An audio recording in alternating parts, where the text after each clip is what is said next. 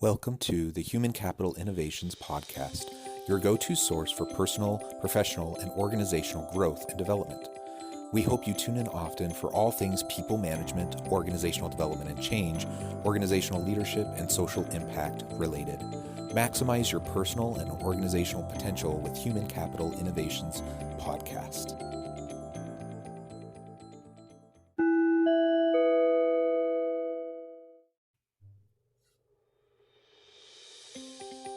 Welcome to the Human Capital Innovations Podcast. In this HCI podcast episode, I talk with Kristin Petrucci about the importance of gratitude, a gratitude lifestyle, and the ROI of gratitude.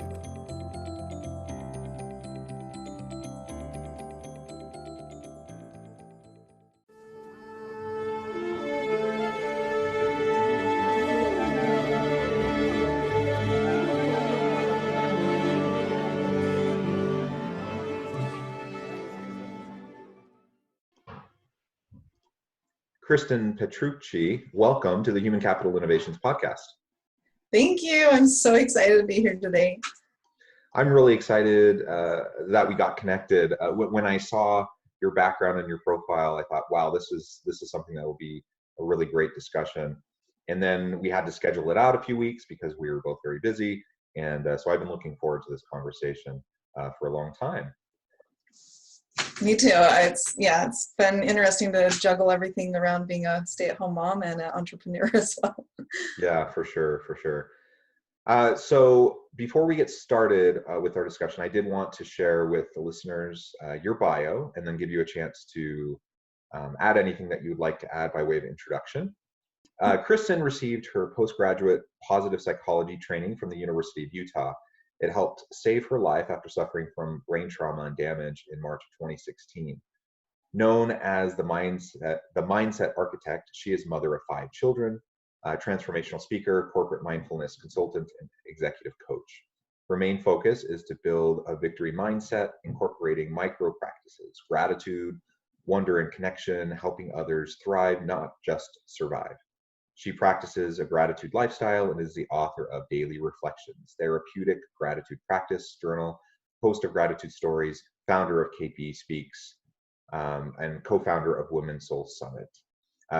What a wonderful background, such an interesting background that has informed your professional life, and I really look forward to hearing more about that. Thank you. Yeah, I've got a few things in there. One time I presented to 1 Million Cups. They're like, you do too many different things. You've got to bring it down to one thing. But I find a lot of joy in helping others be able to get out of their heads and into their lives, as well as I continue to teach, it helps remind me the practices that I need to continue doing to stay healthy.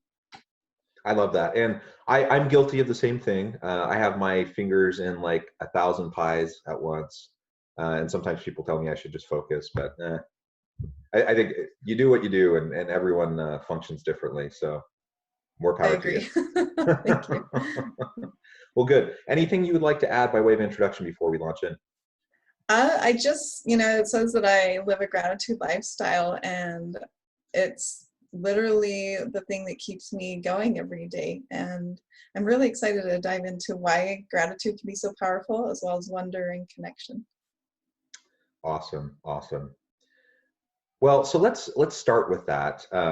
What do you mean by a gratitude lifestyle? And what's the difference between, we talk about the concept of gratitude generally, but what's the difference between general gratitude and active gratitude?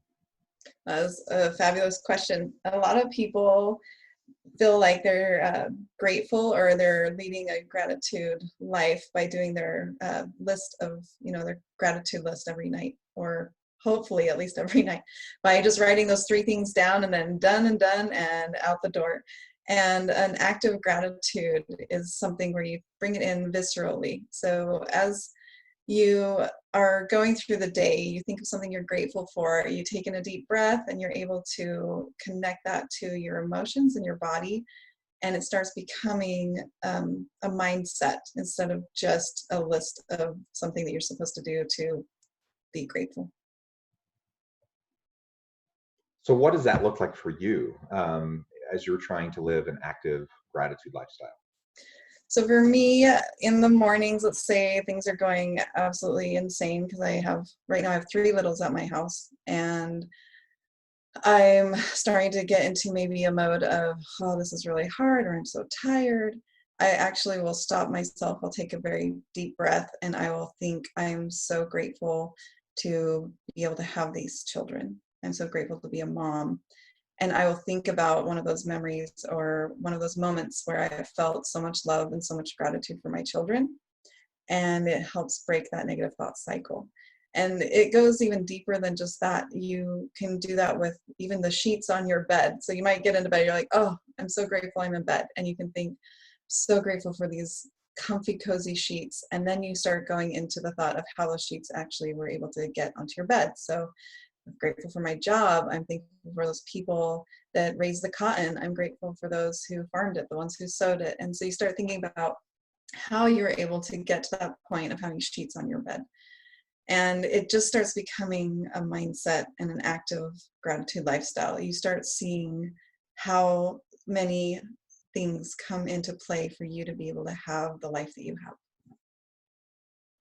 Awesome. And I'm in a similar situation. We have 6 children, ages 16 down to 7, all in school. And now it's the summer, so we're not trying to do the homeschooling. But oh my goodness, when COVID hit and school shut down, and my wife and I are trying to work from home while also helping our 6 children with homeschooling. It was stressful. It was a challenge, and at times, I have to admit, we probably weren't expressing as much gratitude as perhaps we should have been, because we were safe, we were healthy. Our kids had each other, through this difficult time, and we had the capacity, we had the ability to continue their education virtually and with relatively little disruption. My wife and I are both professors. We both teach at the university, and so we had flexibility with our schedules. And it was what you said is perfect, because we get into these negative thought cycles very easily. If we're not careful, we can just slip into them, and then it can take over our whole day. Just some little thing that happens in the morning, just the natural give and take of the dynamics with your children, and the frustrations that can occur and the things that happen. But if we can take a step back, and we can recognize and remember the tremendous blessings that we have, and be grateful and show our gratitude for those things, then those hard things that we have to deal with as a part, that's combined with the good and the hard, we can manage those better. And we just so often forget that, unless we really are mindful about it, and really put the time and energy, the mental energy into it. Absolutely. And I like how you use the word mindful. It is being mindful. It's being present.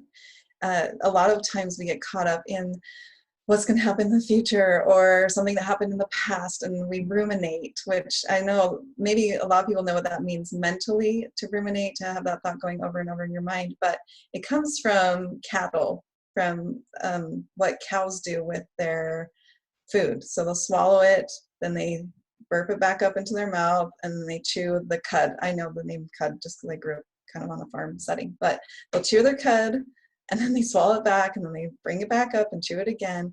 And that's what we do as humans. Like, we actually have a lot of time to be in our heads. And, back in the day, people didn't have that time. I feel like mental wellness is really absolutely 100% essential in this day and age, because we have so much time to just be in our heads. And that mindful practice, gratitude is a mindfulness practice. It's being present, taking that deep breath in, stopping and being like, oh, I'm so glad I can actually breathe today, or I have water coming out of my tap that is clean. I mean, we have so many things to be grateful for. There is a place, though, when we might be really depressed, or really, like having some type of emotional time where we can't really feel grateful. I've definitely been there. And that's where we just hold on, knowing there will be a time where we will be able to find that joy and that peacefulness again. And in that moment, acknowledging and honoring that, you know what, I don't feel grateful right now. I'm feeling awful, and just honoring that you are allowing yourself to have those feelings. And then wrapping it up with a little gratitude later on. I'm glad I got through that moment. I'm glad I got through that day. I'm so grateful I'm still here.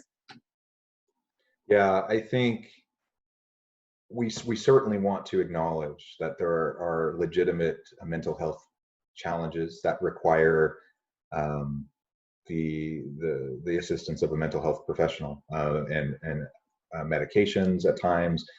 So what we're talking about is not in relation to that, right? Mm-hmm. There are practices that you can get into that can help to manage some other mental health challenges for sure.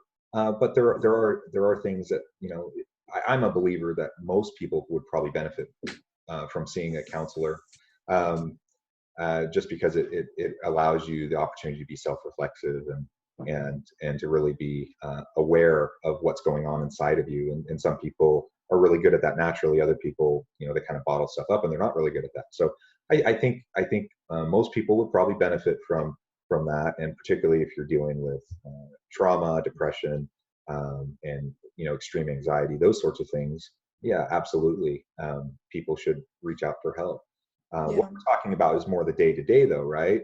Absolutely. The It's like an day. inoculation. It's Uh-huh. something that brings your level of being able to handle those high stresses to you're actually able to handle even higher stress because you are present, you're able to be grateful. The gratitude is actually a physiological experience where when you are able to have that internal gratitude, that boosts you up. And it's actually scientifically proven that when you are practicing gratitude, your levels of depression will lessen, you're healthier. They've done it for heart patients, and those who were having heart conditions, when they practiced gratitude, they started to get better. So physiologically, it can actually boost your health, it can boost your moods, it can help you out. But as you said, the clinical psychological issues, or like me personally, I had something extremely traumatic happen just in February. I've been going to counseling and therapy for that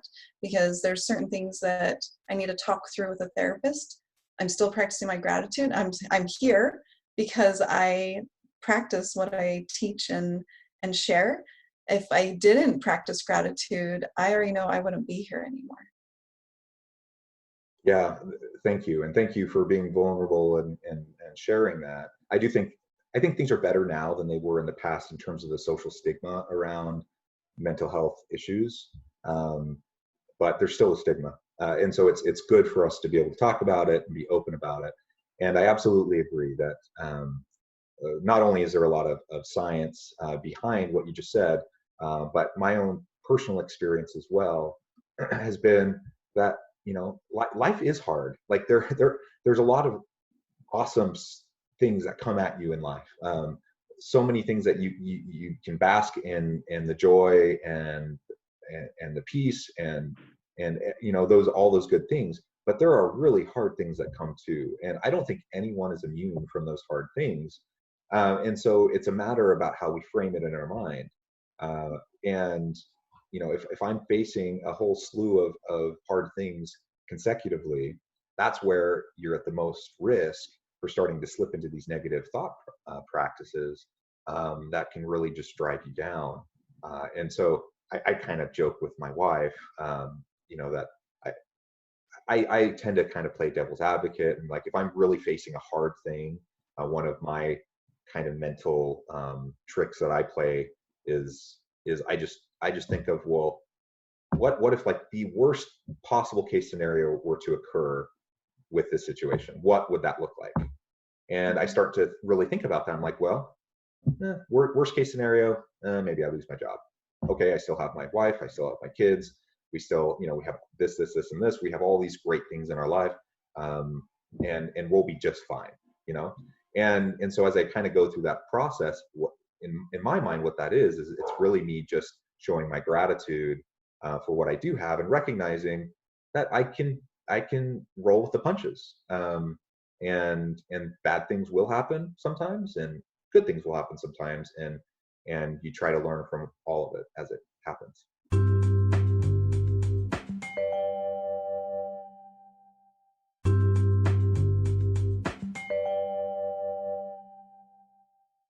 Yeah, absolutely. We're much more resilient than we know we are.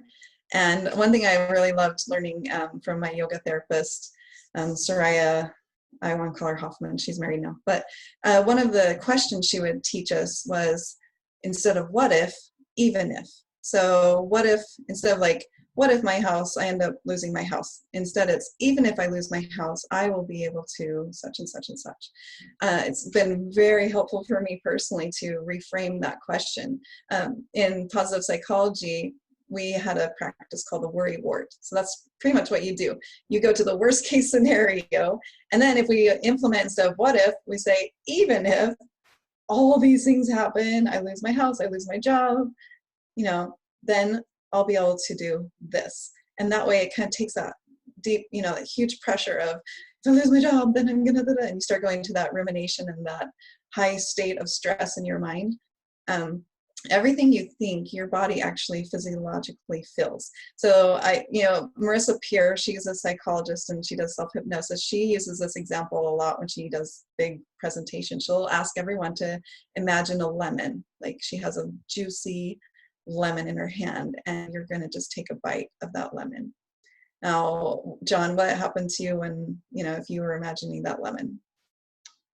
I imagine it being sour, right? And having Okay. that reaction to it. And what's the reaction for you? Like for me, I start salivating just hearing it. I start to think, oh, that's going to be disgusting. Okay, so you have a visceral experience. Your Yeah. body kind of starts to feel it, and all you were doing was imagining a lemon and biting into it. And so that's kind of the example that I'll use, or a pickle. Sometimes the pickle's really like immediately, sometimes your salivary glands will start releasing that saliva, and then you can't speak on a podcast anymore. But you really go into that state where your body feels what you think. So if you're consumed with negative energy, negative thoughts, then you are going to be putting a lot of physiological stress on your body. You're able to rephrase it, reframe it, stop and wonder, which is my wonder part. Stop and wonder, saw through those negative thoughts. Then you're able to actually calm down. Your body can physiologically feel safe and secure, and anxiety can go down, and then you can perform at a higher level. You can be more creative, you can be more aware, you can listen better. You're able to be you. And everyone, all of those who are listening, you are important, you're authentic, you are needed. And to be at that place where we're able to be the authentic self, we have to be able to be healthy in our minds and in our bodies. And that's where that gratitude works, and the wonder and the connection, they all come together to help us build that framework of being able to stand tall and be who you are meant to be, which is you. Like literally everything's inside of you is just being able to kind of, swim through the muck and get to the clear water. I love that. Let's pivot a little bit. I mean, so everything we've been talking about is absolutely relevant to any individual and our family life, our home life, but it's also very relevant to our work life. And you do a lot of work within organizations and with executives to talk about these mindfulness practices and these gratitude practices to enhance leadership, to enhance employee health and motivation and those sorts of things. So yeah, let's go there and talk a little bit more about like what specifically can we take away from this discussion to help us lead better within organizations? Okay, yeah, last week I did a presentation for HR directors here in Utah, and it was so amazing to hear the feedback. Like, we really need this at our work. We really need to do this. Can I share your slides with my manager? This reciprocation of the necessity for gratitude practices in the workplace just continues to prove to me how essential gratitude is when you're at work. I mean, every year, most Americans work about 2,080 hours a year. And that's just the average. You've got those people who are there 12 to 14 hours a day, and then they only have 2 to 3 hours at home before they fall asleep. So this gratitude work was, in a way, for me, a sucker punch to give everybody the mindfulness that they needed to be able to make it through the day. But I personally have seen so many people fall because they have not been taking care of themselves. They don't feel appreciated at work. Presenteeism is at a super high rate. You've got those who don't feel validated or valued. And so their work that they produce is just at a lower level just because they're just getting through the day. And I launched a pilot study in June of 2019. And one of the questions was, how do you want to receive appreciation at work? Like, what will help you feel valued? And I had different answers. I had a monetary raise, a letter of appreciation, work-wide recognition, and then gratitude expressed face-to-face. And when you hear those answers, which one would you choose or think that people would most likely feel validated and appreciated? Expressing it face to face, I think, for me. Yeah, that was the like landslide answer. I also used that question because my business coach, for her thesis in her master's degree, her business master's, she also measured gratitude in the workplace, and that was one of her questions. So I copied it word for word. I wanted to, in a way, test to see if her answers were correct, because I was a little, I was like, I don't know, face-to-face versus a letter or monetary reward.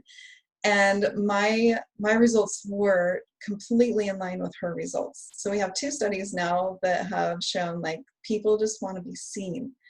Now that face-to-face can be really intimidating or vulnerable for some people. And there's a way to do it where it's actually really easy. There's a little process I teach, which is it needs to be sincere and genuine. And then you've got the face-to-face aspect. So what I ask people, my clients to do, or those I'm presenting to, I ask them to think about 3 people that would benefit from them expressing gratitude to them. And then I ask them to think of 2 things that they've done specifically, what they're grateful for, and then 2 other things, maybe a characteristic of that person that they really appreciate. And so they are already armed. If they're shy about expressing gratitude, or they don't know how to do it sincerely or genuinely, they're already armed with this almost like, script to express gratitude. Now, you don't go with your piece of paper up in front of them and say, okay, Billy, I really, you're not going to do that. But at least it gets your mind working. And as you're doing that, you are starting to connect with that person before you even express gratitude to them, because you're thinking more deeply about the things that they've done that have helped you. Then as you express it so sincerely and genuinely, that person feels and they receive, and you're both receiving at the same time. So there's endorphins that are released as you express gratitude. And one of the exercises in my post-grad program was that we would write a thank you letter to someone, and then we would read it to them in person and then give them the letter. And scientifically, it's been proven that that boosts your moods. It can boost your moods up to 3 months just by doing that.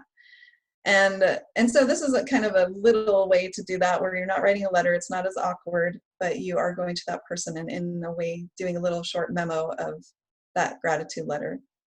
And it's amazing how many people I know that don't feel appreciated at work, that feel lonely, don't feel connected. And one of my main reasons for choosing the workplace was I saw my first husband and my second husband both. I'm not married to both at the same time, but I've seen how they struggled and how they felt alone, especially my husband now. When I had my grand mal seizure, within 3 days, he's back at work.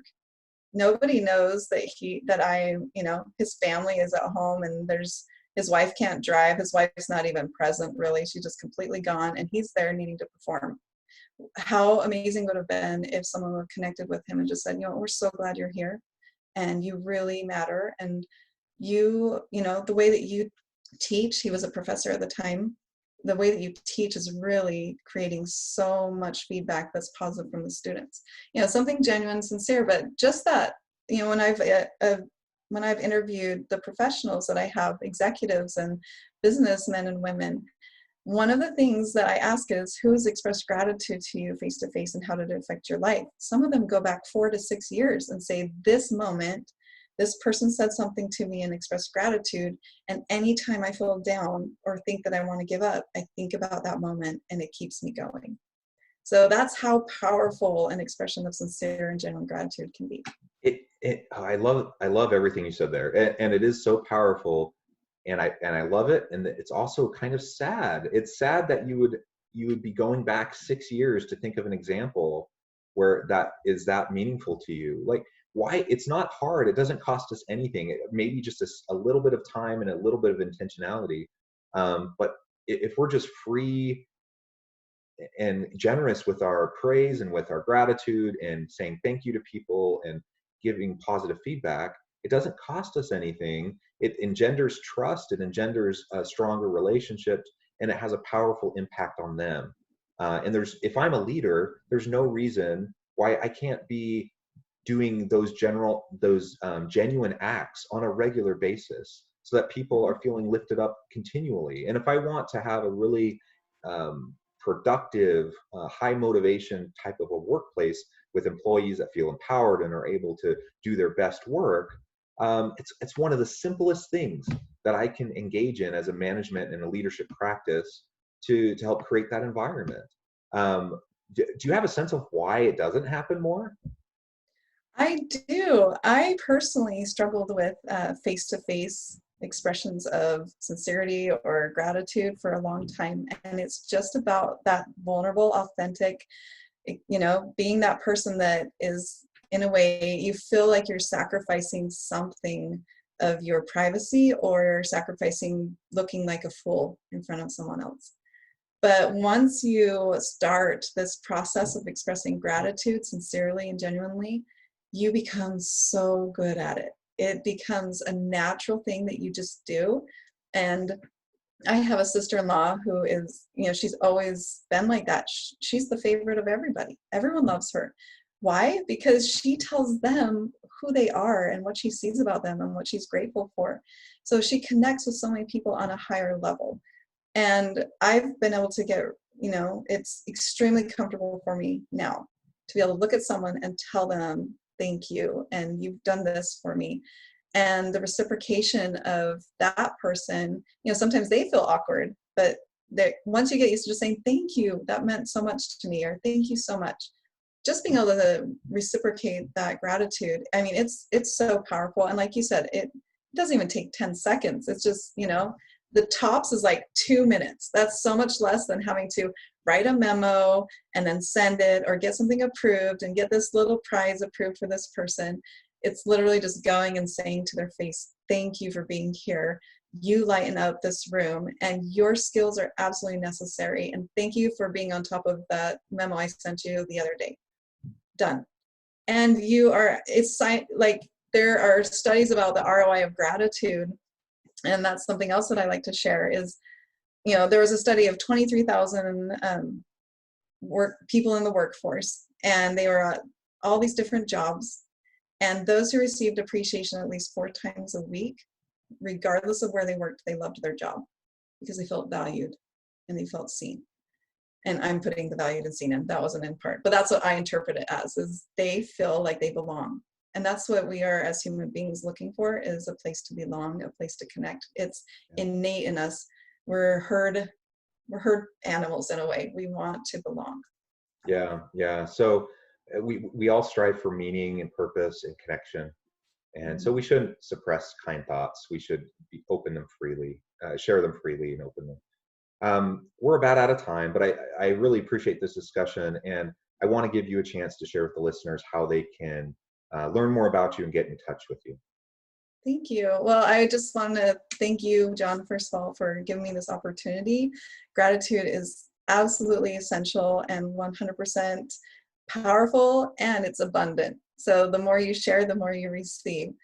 And to get a hold of me, you can go on LinkedIn and find me there, Kristin Petrucci, or I have a website, kpspeaks.com. And I do trainings virtually. I do even a culinary experience virtually for teams, as well as this gratitude work. And then my passion is speaking. And so I've had so many amazing opportunities to be able to speak to associations or corporations or even religious groups. And when I do that, the power of spreading the word is amazing. And that's what these podcasts are all about as well, reaching an audience that I wouldn't be able to reach in any other way. And so I thank you for giving me that opportunity.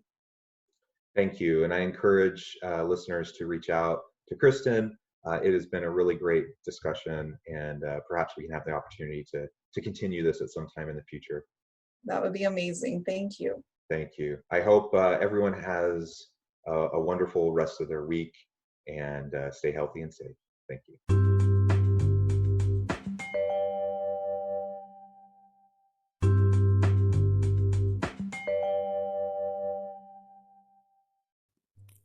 Thanks again for joining us for this episode of the Human Capital Innovations Podcast. I hope you stay healthy and safe and that you have a great week.